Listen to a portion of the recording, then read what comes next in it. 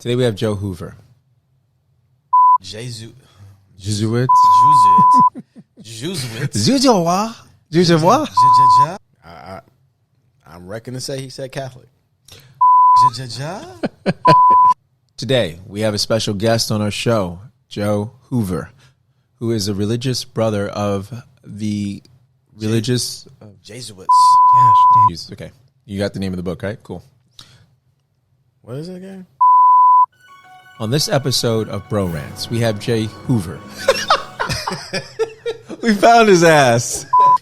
On this episode of Bro-RantZ, we have a special guest, author Joe Hoover, who is in the Religious Brothers of Society of Jesus.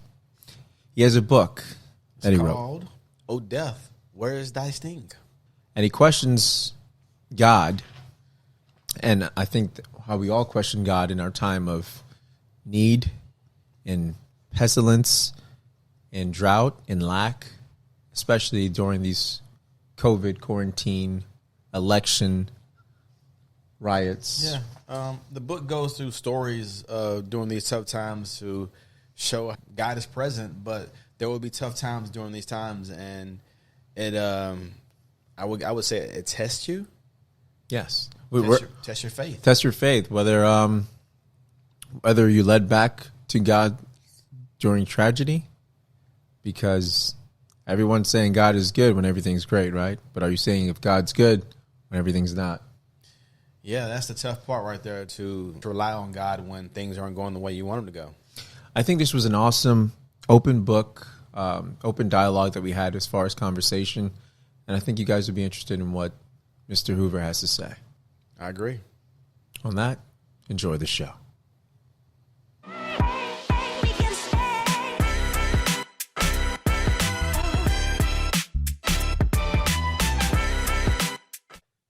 Not all the technical stuff is out of the way. So to answer your question. Well, first of all, now, one of you was a Reginald or Ray? Remind me your names. Reginald, Ray. Oh, okay. Reginald and Ray. Sir. No, I was just asking, is this a new podcast, or tell me more about it, or what's, yeah. Yeah, absolutely. Yeah, this is about a maybe 2-3 month podcast. So I'm an actor as well. Mm-hmm. So that's why I thought I'm an actor, and we all have a different career outside of acting. Acting is the pursuit of happiness, if you would. Mm-hmm. So I was like, I want to start a podcast, but I wanted to interview people, and I was like, who? And then I was on backstage, and I was thinking, who else? Who better than to ask actors? Because some of us are, doctors, lawyers, mental health therapists, authors like yourself. Right. So I just put the ad out, and I was overwhelmed and flooded with a bunch of responses. And then Ray, which is a good friend of mine now, he loves podcasts, so he joined in to help, and we've been going ever since. And awesome. I'm not an actor. Love it. Yeah. All the better. Absolutely. Right. Exactly. We need one sane person on the podcast. Yes, exactly.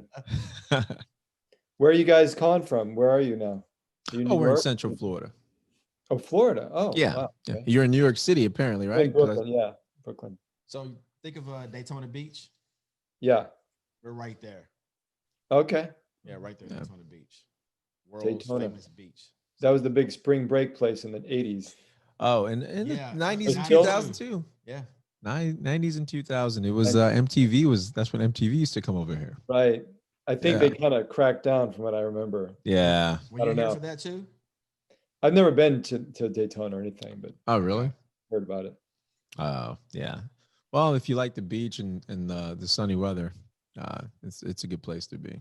Awesome. Yeah, love to get there someday. Yeah, you should, definitely. We're giving you an official invite. Okay, thank you.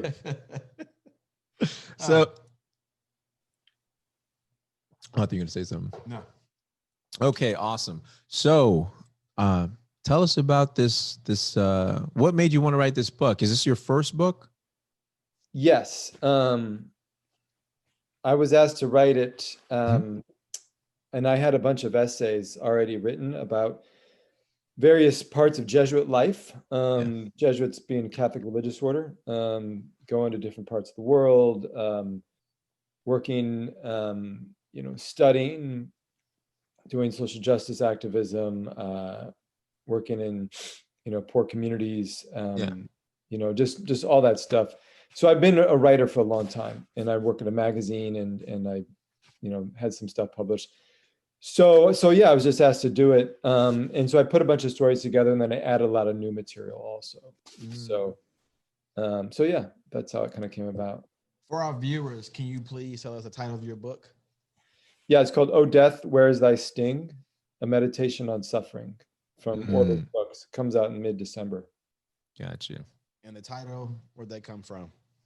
It's from Paul, letter to I believe it's the Colossians, basically saying, death. It used to be in the Jewish philosophy and theology that death was the price of sin, and so now he's saying that Christ overcame death because he resurrected. So now death has no sting anymore. So it's almost like a taunt. Gotcha. Oh, death, where is thy sting? And so it uses the book as towards the end as sort of a way to look at this issue of death and suffering, and where is God in that stuff. And who is this book for? That's a great question. In some ways, I was asked to write it, and it's, for a Catholic audience. I mean, it's really for anybody, but this book publisher is a Catholic book publisher. And so it might be targeted towards like Jesuit and Catholic high schools and colleges.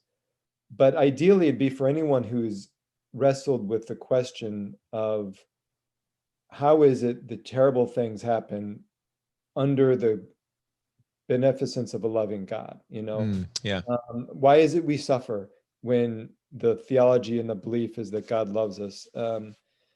So in some ways, it's just for me to help me think about these things. Like I'm trying to figure this out myself, and that's a way for me to kind of understand better what I believe. So it's almost like you putting your thoughts on paper, kind of like in a sense therapeutic, but in a sense you getting some type of epiphany or self-realization.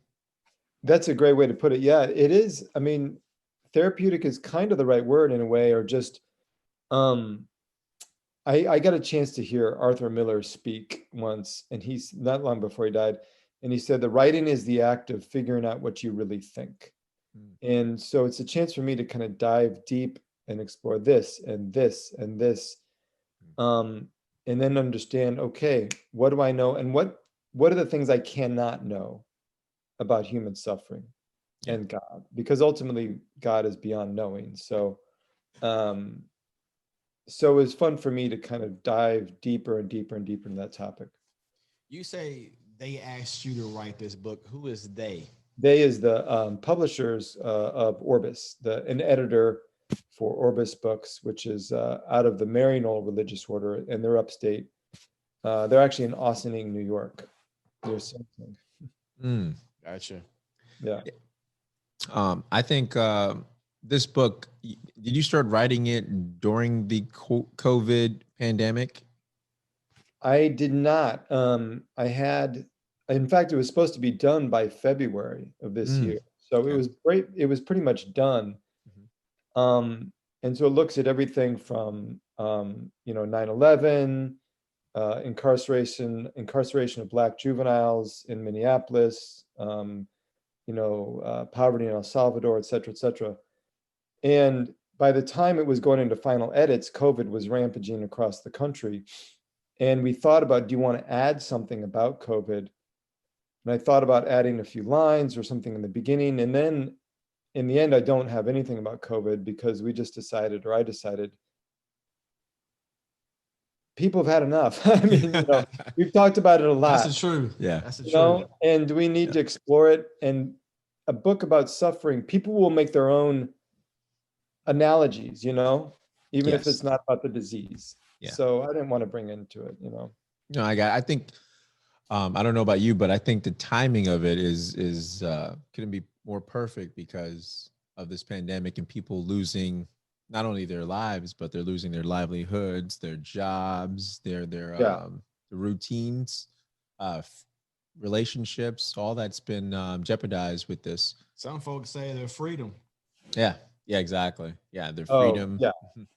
Right, right. That's insane, but Yeah, right. I know. Yeah. I mean, what are you going to pay? Your freedom or your life? I mean, Yeah, or Exactly. someone Yeah. else's life, my grandmother's, my mom's life for your freedom? exactly. What the hell? Yeah. That's ridiculous. But yeah, so yeah, it's just a general book, but I think it's the question of questions for theology and for Christians or anybody who has some kind of belief in God or doesn't believe in God or looks at the insanity of the world and asks, why did this guy get COVID and I didn't? Or why, did this kid die in childbirth and I would, so all those insane questions that are Yeah. just impossible to answer sometimes. Mm. Do you look at yourself and your own life and sort of feed off that as well in your book? Yeah, it's uses my encounters with other people, but it's not so much about how have I suffered and how have, I had some terrible thing happen or I had some, crash in my life or whatever. It's really just trying to, it's not about me.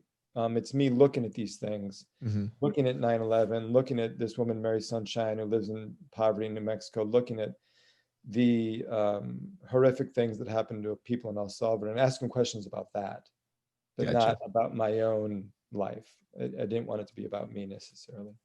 And I mean, we only got to preview the first three chapters, but I like the opening as far as you questioning the unfair treatment as far as why do some kids basically are born with a silver spoon in their mouth and the others are just born with no opportunity and basically born with a handicap Mm, because of the situation, whether they're born in poverty, whether they're born a certain skin color, especially with Raymond and myself having a lot of disadvantages, but not choosing it. And I like what I got to preview the first couple of chapters. You mhm. mentioned that, especially in chapter one, it was very insightful to probably see where the tone of your book was going. Yeah, yeah.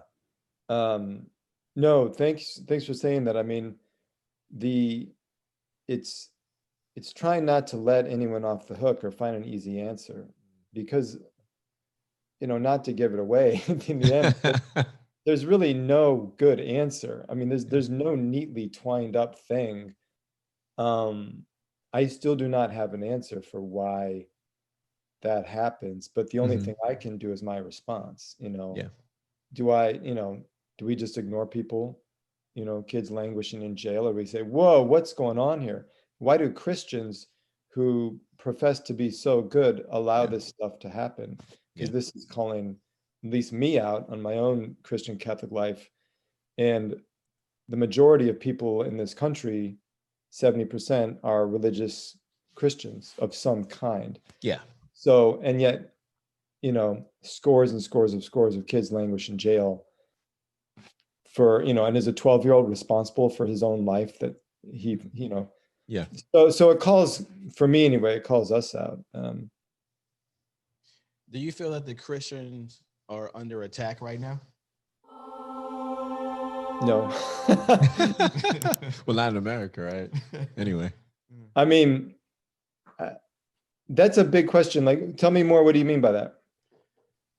Do you feel like your views or beliefs as a Christian, do you feel like Mm, they're treated as if they don't matter or not important? yeah. In my own life, with my encounters with people, Mm-hmm. I haven't experienced that so much. I think for me, let me just speak for myself in a personal way. I think if I approach people in an authentic way and just be myself and engage people with the truth of their life Don't hide behind any religious mask, but don't be ashamed of it either. People will respect you, you know. It really doesn't matter if you're Christian, atheist, Hindu, Buddhist, whatever. Like, people are looking for authentic relationships and authentic people, and so they're more likely to listen to whatever Christian stuff I have or whatever's behind that if you just meet them straight up as just a human, you know. So on a personal level, no, I don't feel attacked or under attack. I think Christianity should be under attack, though, by people who point out, and rightly so, that we're not living the gospels and sometimes in real ways that, you know. Absolutely. Let me put it like this. Mm-hmm. I did some marches and protests in the streets for the Black Lives Matter movement. Okay. This is not led by the Catholic Church or the Christian churches. This is groundswell, right? This is, you know, it's always the young and you know, students and so forth, and activists. Christians come along in the wake of this, right? In my neighborhood, there's a mutual aid society, which is basically neighbors helping neighbors, you know, shopping for each other, doing rent eviction actions, trying to fight people who are literally standing in front of their homes as they're trying to get evicted, as they're about to get evicted. You know, real basic justice issues, which is, for me anyway, the corporal works of mercy. When were you hungry and we fed you? When did you need shelter and we sheltered you? But this is not a church doing this. And most of these guys, 20s and 30s, they're not necessarily religious. Yeah. But they're showing up, we Christians, you know, so we should be called out. Yeah. No, I definitely, I agree. Like, Christianity has turned into, to me, a fad. It's like orange. It's the new black. It's, oh, I'm a Christian, but oh no, I don't go to church, but I'm a Christian, but I gossip. I'm a Christian and I judge, and I'm a Christian and I don't help my neighbor, but I will sit there and gossip over my neighbor. I've noticed a lot of that, and I've noticed cliques. I mean, Ray and I have talked about it before, but he's heard me talk about it, and he's asked me if do I have church hurt, because I do make comments, and it's only because, you know, the non-denominational churches, I think it's so cliquey, and you know if I can put it this way, it's almost like the blind leading the blind. I think they try to be super hip and downplay the religion, that there's no, if I can put this way, there's no accountability. So you know, I go there and it's almost, when I see people singing and praising, there's something beautiful about that, but there's also almost a perversion behind it. You know, it's almost like they're at a hippie concert, and you know what I mean, like like Woodstock, right? The way it is, like this, and I'm like, is it worshiping Jesus, or is it? I don't know. It's just, I don't know. Yeah, no, I mean, you know, each person has their story. I don't know what each person's story at something like that is, but you know, the proof is in the pudding, right? I just think that we're known by our actions, and you know, I need to be called out by myself all the time, you know. You know, but you know, if the church will only become credible as much as it serves the people who suffer the most. So to kind of shift a little bit as far as pilgrimages that you've been on. Sure. Where have you been? Well, the pilgrimage that I went on was a formal Jesuit test. You're supposed to go out for a month with one-way bus ticket and $35. Oh, wow. Yeah. So I left for everybody. Every guy in my house. So there was 10 of us. So every novice in the Jesuits does something like this. So, so I went from St. Paul, Minnesota, took the Greyhound, which is an awful experience, but I mean, it's what it is, it's where, but I went to Taos, New Mexico, and that's where I met Mary Sunshine. So that was like a formal, ask people for money, kind of like really put yourself out there. And the whole idea is to trust God in like a more real way than you ever have, where it's not just, oh, I trust God, but like, no, let's put it into money and getting a ride and where are you going to sleep tonight? Um, so that was the most, yeah, formal pilgrimage. And from there, I went to this monastery for 2 weeks called Christ in the Desert, which is these monks, and monks pray 5 times a day at like 4 a.m. and 7 a.m. and 9 a.m. and 1 p.m. and 7 p.m. And so I did all those prayers and all that. And then I went and hitchhiked and got rides to these various places. Yeah. So it was great. People were very good to me. You almost lived like the ancient disciples. Yeah, I mean, relying on other people Yep. for help. Yep. Well, which is relying on God. Yeah. Well, exactly. Yeah. Ryan Yeah. and God working through those Yep. 3 angels. Like, who was it? The one that was kicked out of was it Esau? Then the angel. No, who was the Ishmael? The angel helped him when he left Sarah when she kicked him out. Jacob. Yes. You're talking about as far as with Abraham.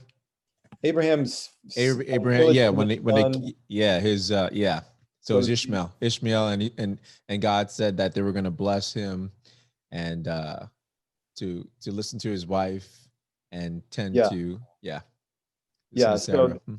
But that's but anyway, no, it was, and and you're out there hitchhiking and just trying to pray, and someone comes and you just trust that that's the person you needed to be with. And it's so funny. I had a wonderful conversation with my uncle. He's a deacon of, is it a deacon if you're in Catholic? Yeah, Catholic. Okay, so he's a deacon of a Catholic church, and he's there as much as he can be. But he was telling me about what's his name? Oh my God, the book of the most wise man ever. I can't believe I forgot his name. David's David's son. Oh, Solomon. So he's telling me on the book of Solomon, but he was saying how, because Solomon asked God for all the, for wisdom, not for anything else, that God just told him, hey, don't basically ask for the greatest army or the riches, because if he had the greatest army or women, because he told him stay away from the foreign women, they're going to keep your heart away from me, in layman terms. And told him don't have a great army, because then you won't depend on me to win your battles and wars. So basically what I'm trying to say, for you, did you feel like it increased I think it would for every person, especially in America, that you stripped yourself away from all the materialistic things, and all it was you and God and prayer life. By increasing your prayer life, even though you had less, did you feel like you had more spiritually, like you filled your soul? Wow.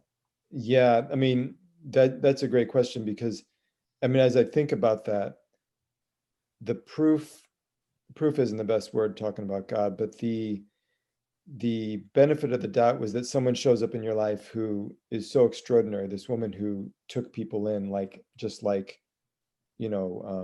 washing your hands, like just, and who is a angel in a way, so, and the conversations I had, I mean, here's one. Yeah, absolutely. I mean, yes, it did help my trust in God. I was walking to this place called Chimayo Santuario, which is this beautiful, one of those old New Mexico churches with all the kind of Jesus crucifix. Oh yeah. And just the wooden and Yeah. the statuary, and you go into this place and you feel the power, you feel the energy, you feel something holy. Well, I was walking there, and it's a big pilgrimage site, And the reason it's a pilgrimage site is because it's this old 1500s church, but also they have dirt in the back of the church in the sacristy that people put on, they rub it on themselves if they have like a broken leg or paralyzed or something. And you see in the church all these like crutches on the walls and walker, and things that people have been physically healed. Wow. And so I was walking there, but it was getting towards night, and I was nervous because I heard there's a lot of violence in this area of near Mexico. Mexico, this is like 17 years ago, it was a pretty rough place. It was like very rich and very poor. But there had been a pilgrim who had been killed, and where am I going to stay tonight? And I'm walking to this church. I don't know what I'm going to do. Should I walk back to the town that I came from? And I'm praying about this, and I'm like, I remembered something, a quote that we learned in the Jesuits called agit quod age, which means in Latin, do what you are doing and trust God. Just do what you're doing. Don't get off course. Don't reshape your plans. Just do what you're doing and trust God. So I just said that. I kept walking, and about 45 seconds later, I got a ride from this guy. Lovely guy, took me to the church. We prayed there for a while. He said eventually, look, I told him my story. At the end of our time in the church, he said, look, I'll take you home. My wife and I can take care of you. So I got a hot shower, hot food. It was just like, okay, this is what it's all about. Wow. Faith. Yeah. Faith. Yeah. That was definitely beautiful. Yeah. It was, there it is. Have you ever witnessed any miracles like that, as far as the healing, That's my next question. No. I've heard miracles, guys being healed in their own life in a psychological or relationship way, and these, transformation of my, moral whatever, but not like that, a physical. Not physically. Yeah, because there's there's the street evangelists, what do you call them? The street healers. Yeah, like Todd White, people like that. But then you don't know, because you don't know if it's real, or you don't know if it's what spirit's actually doing it. If it's the devil, because the devil, it comes, steal, kill, destroy, and he's the biggest trickster ever. So right. I always see these things happening. I'm like, Jesus didn't live wealthy, but he healed and whatever, and he went from city to city. So when I see these street healers and stuff, and then I look and I'm like, oh, they start off the street, and now they're in a mansion, and now they have their own ministry, and then I'm like, where's God? There's no God in this. You have your platform, you have your soapbox. So, like I said, you don't know what to believe. I mean, I pray for discernment. Right. That's a great, that word is something that the Jesuits have been, that's kind of our bailiwick. Is that the right word? I don't even know what bailiwick means, but anyway. Bro, it sounds good. You got me. Use it again. I sound really smart. It's kind use that word later. Our thing, like, it's our outside, it's our 3-pointer for Steph Curry of the Jet.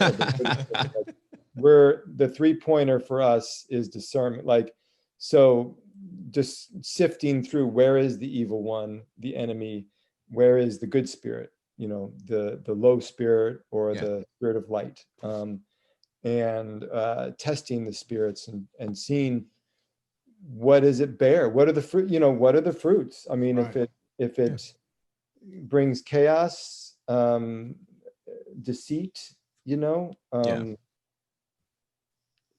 tension and stress, and then it's not a good spirit. Yeah. What is your family's background? Do your family in the church as well? Yeah.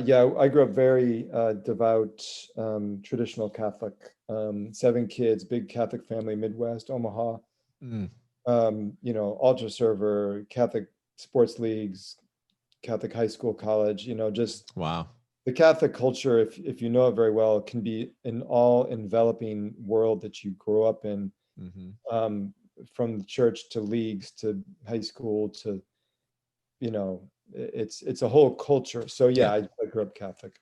Did you ever sway from it or steer from it since it was your whole entire upbringing? Were you ever the prodigal son, in other words? I wish I had a good story like that, but I do not. I never did leave.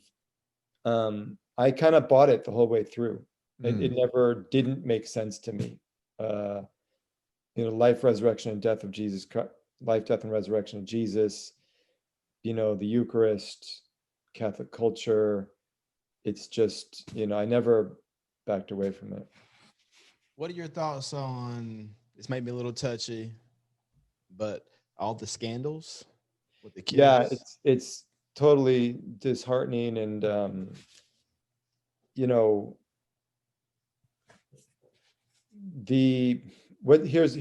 the deal. When someone, let's say you're an adult working with a kid and you cross a boundary, a horrible boundary, that's, and it's life changing and damaging and catastrophic. You're also a religious figure, but then change that to a religious figure who's an adult, who transgresses with a kid. It's even worse in a way, because you're on a different kind of pedestal, and so it would mess up this kid's relationship with how they even understand God. This person of God was the one who did something so vile to me that I've had my entire view of church, religion, God, spirituality crushed, Yeah.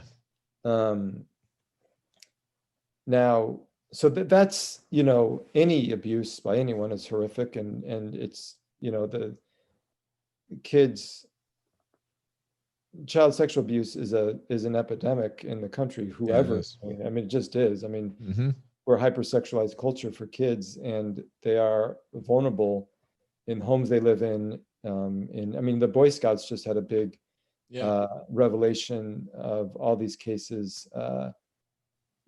So, it's a cultural epidemic, and we're part of it. But the thing is, and I said to a woman once who's Catholic, trying to like defend, well, all the, it's in every part of society, and youth coaches, and your uncle at home is these different places. And she's like, but you're setting yourself up as a higher standard. That's why it's worse. And she's right. We could say, yes, the numbers, and it's an epidemic, and that's totally true, the Boy Scouts.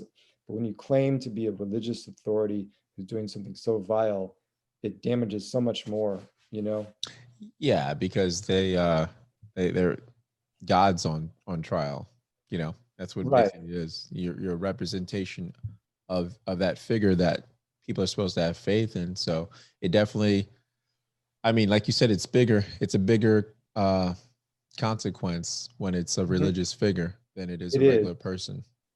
And we're just starting to, I mean, the church has by its own actions put itself through the ringer, and thank God for journalists like the Boston Globe, who did a great service to everyone, let alone the church, for exposing these terrible things. But other, unfortunately, other non-denoms, other orders, other Protestant, everyone, it's coming out more and more. And it's a reckoning a lot of groups in the religious world are going to face more and more as we bring these things to light.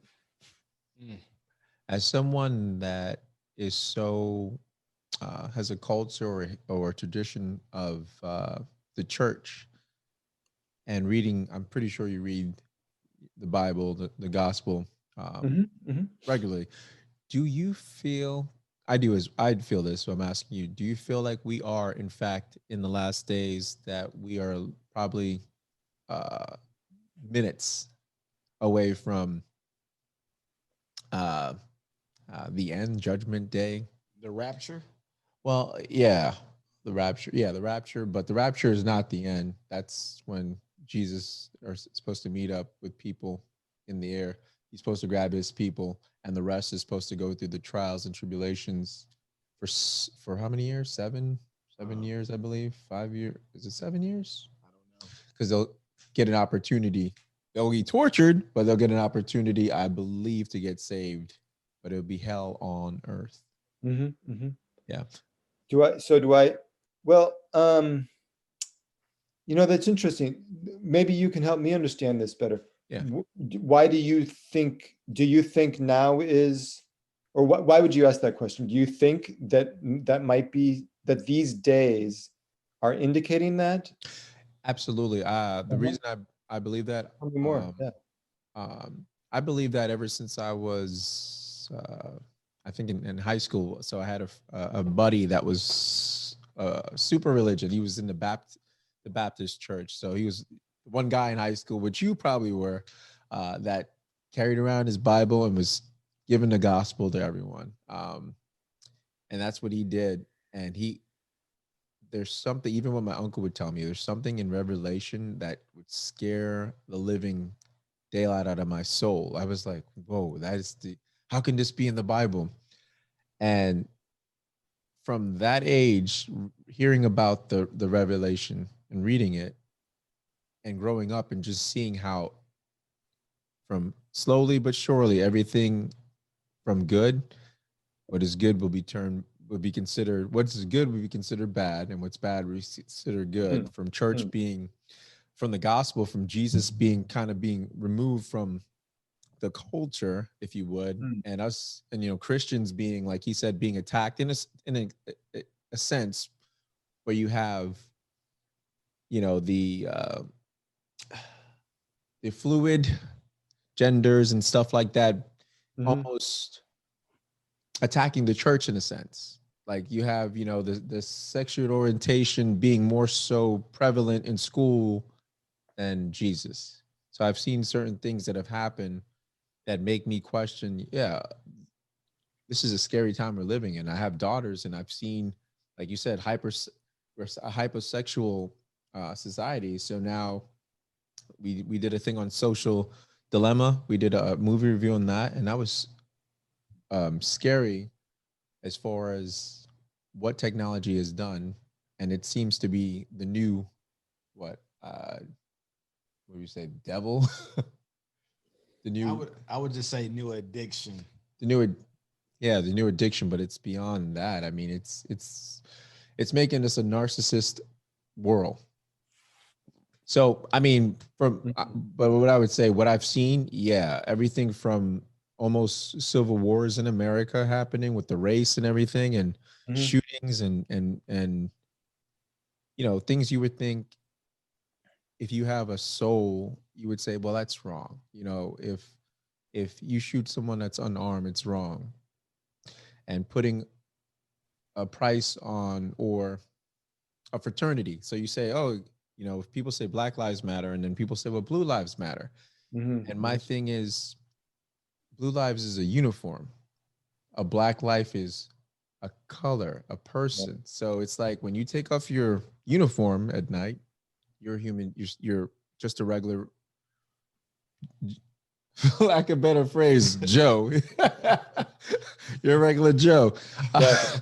And my complexion doesn't come off. His complexion doesn't come off. We are who we are all day long. And the content of our character is never the first thing people see or give a chance to.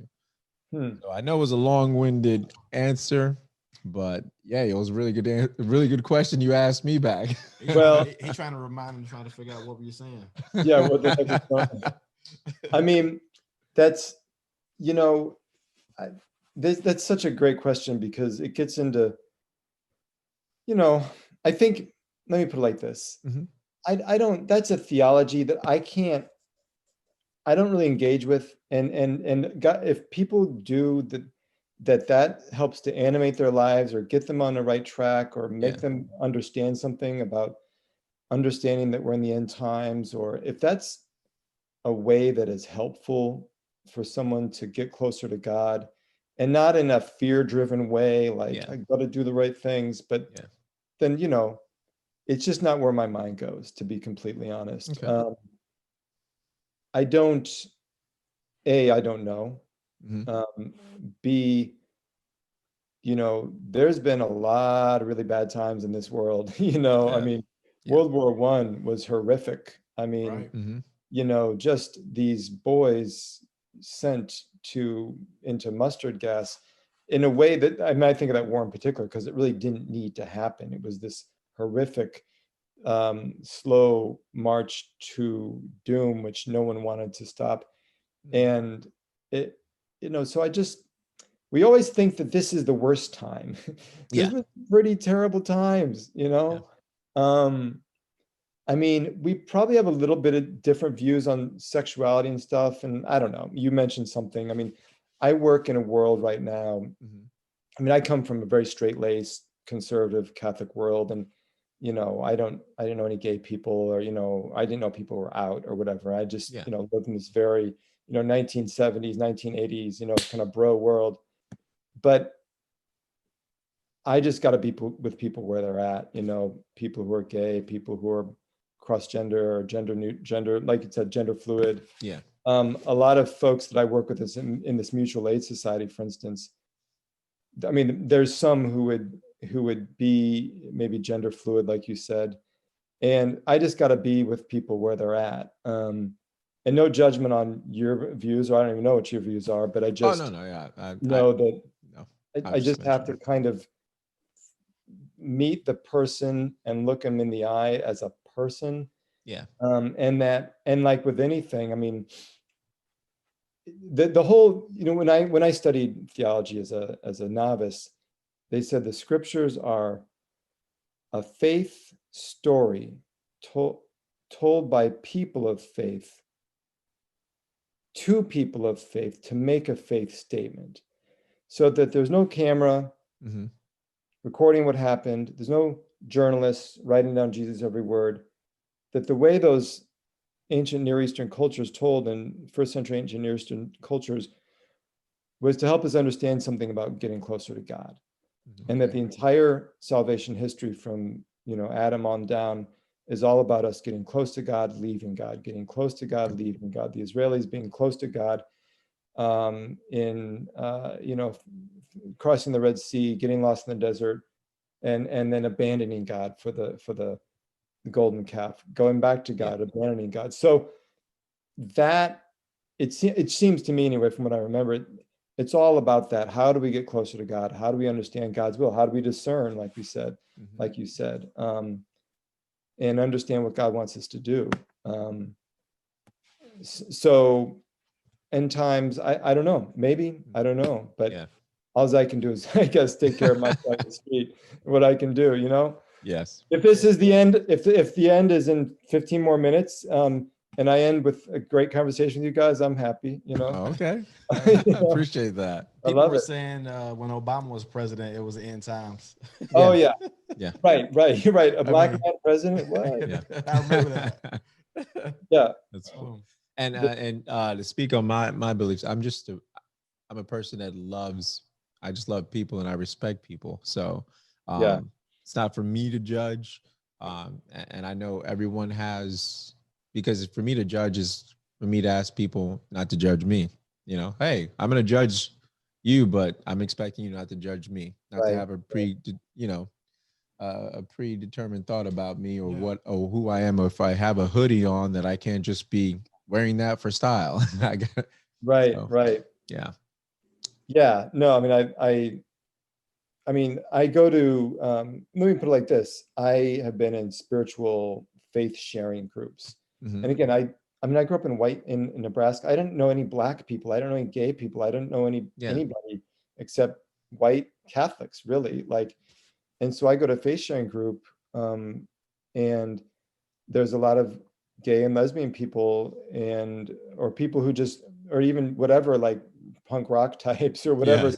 People with let me just put it like this, a very different world that I come from, or a very different way of being that I come from. Mm-hmm. And I'm kind of a button down, whatever. Yeah. And what strikes me is that people are just trying to live their lives, and people are suffering and Yep. trying to become themselves. And it always just helps me to look through whatever's on the outside and see this is just a person who's doing their best to make it, and this is in New York where people are just trying to, by their fingernails, just trying to make it. So anyway, in your viewpoint, what hope does God offer today to those who are impacted by the virus? Yeah. I know that's kind of a tough one. No, it's funny.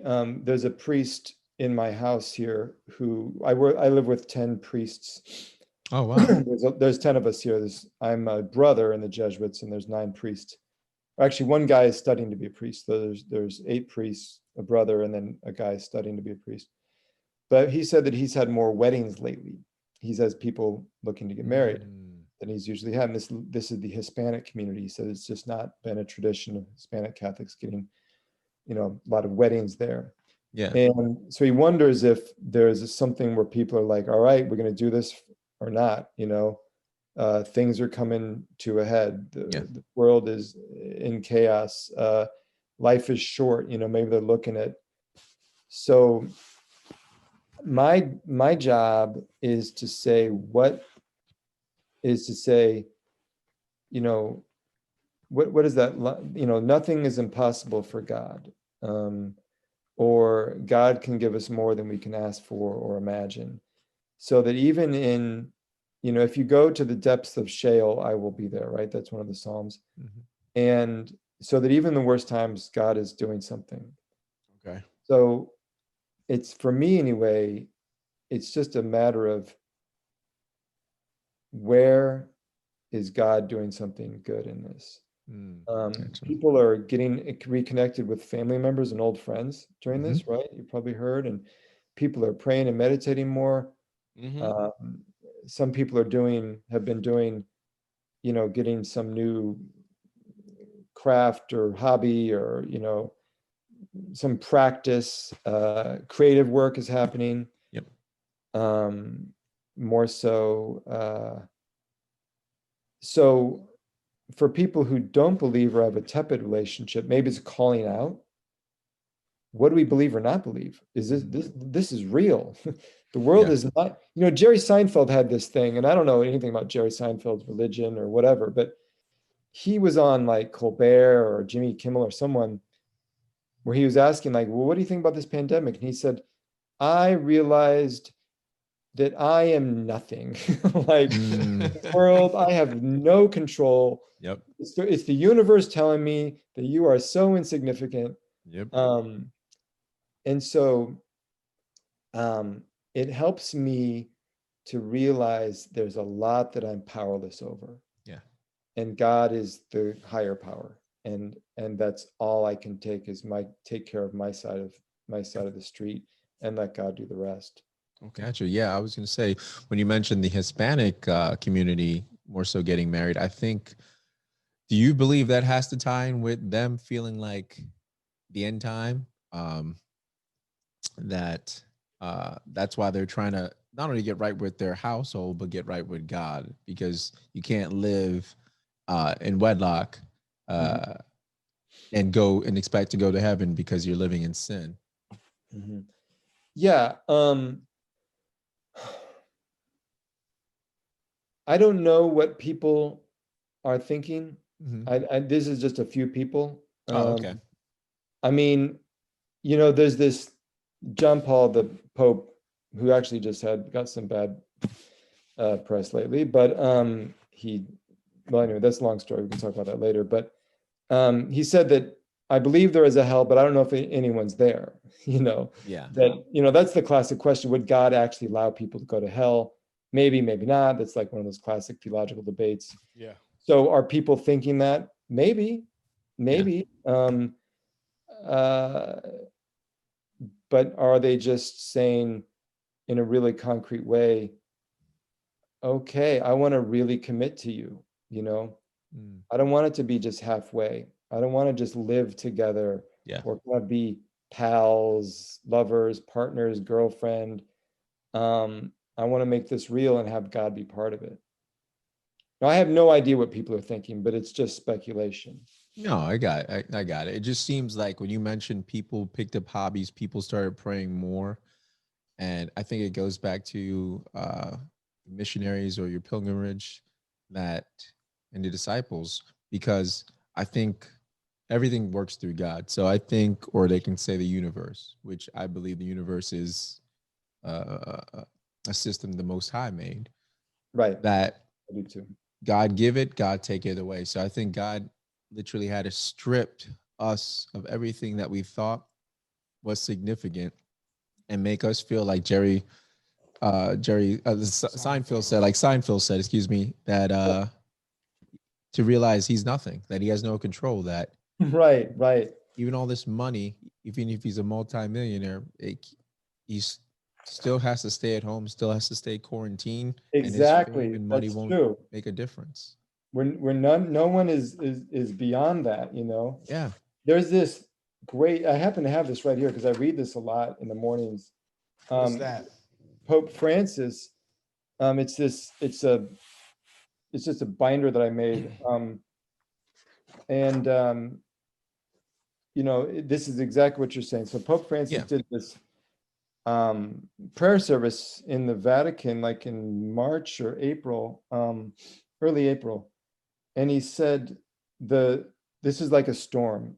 And it uncovers those false and superfluous certainties around which we have constructed our lives, that we have allowed to become dull and feeble the very things that nourish, sustain, and strengthen our lives and our communities. I just love this. The tempest lays bare all our prepackaged ideals and forgetfulness of what nourishes people's souls. Attempts that anesthetize us with ways of thinking and acting that supposedly save us, but instead prove incapable of putting us in touch with our roots. We deprive ourselves of the antibodies we need to confront adversity. This is not a time of God judging us, but of our judgment, a time to choose God. Wow. So I couldn't say it better than that. Yeah, that's well said. Yeah. Very profound. Yeah. So to wrap this up, yeah, what do you want the viewers to know about your book, and as far as what we've been talking about? As far as the book? Yes. Yeah. The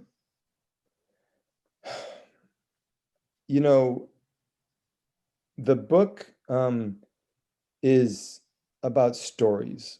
So I think life just takes place in stories. It's, we can talk theology and scripture and ideas and all we want, and all that is great, and we should, but in the end, it's people just living life. So it's kind of a literary take on through various stories about all of these questions.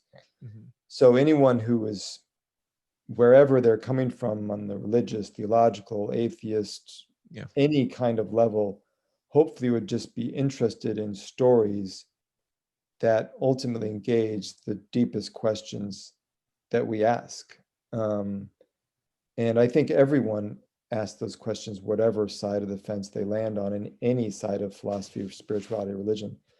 So that's what I would tell someone who's asking about reading it. Well, here's some people's life experience and how they've grappled with God, or how I've tried to understand how God is at work.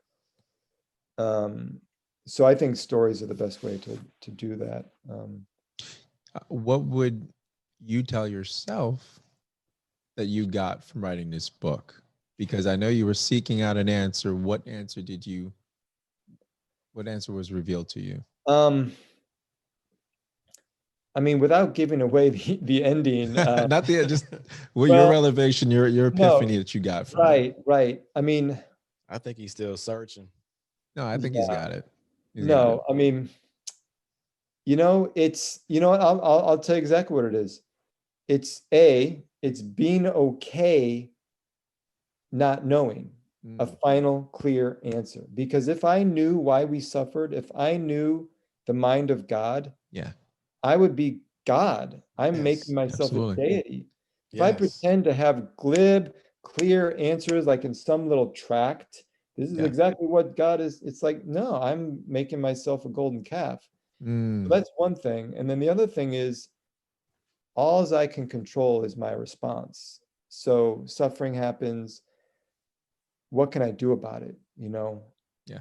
I mean, I can't answer or fix the world, but it's more like, World Trade Center happens.